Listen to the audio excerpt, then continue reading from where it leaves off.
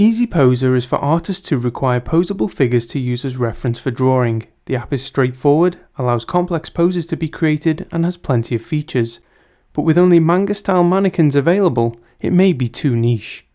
If you're an adult and your art is barely worthy of being displayed on the fridge, it might be time to brush up on your skills.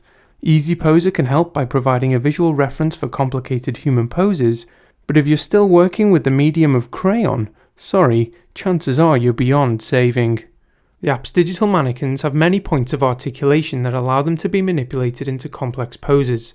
After tapping on an area of the body, a slider menu will appear. It gives the user precise control of how the desired part is positioned within a three-dimensional space. The camera can be adjusted by slowly swiping the screen, and it can be moved with even more exactness through its own slider menu.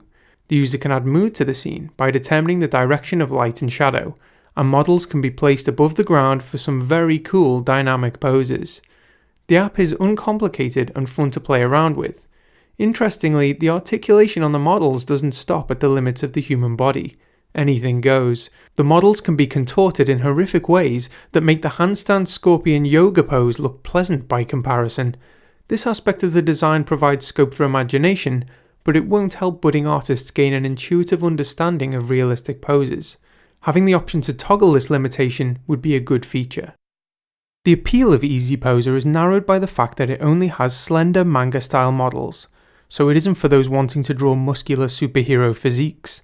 The male could probably just about lift a mid-sized printer. But for those who are fine with this, there's a fair bit of choice. In addition to the male, there's a female and 2 child models.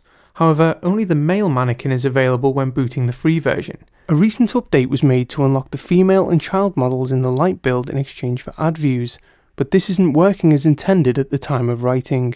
The free version has a reasonable number of features, including 2 save slots and a selection of preset poses.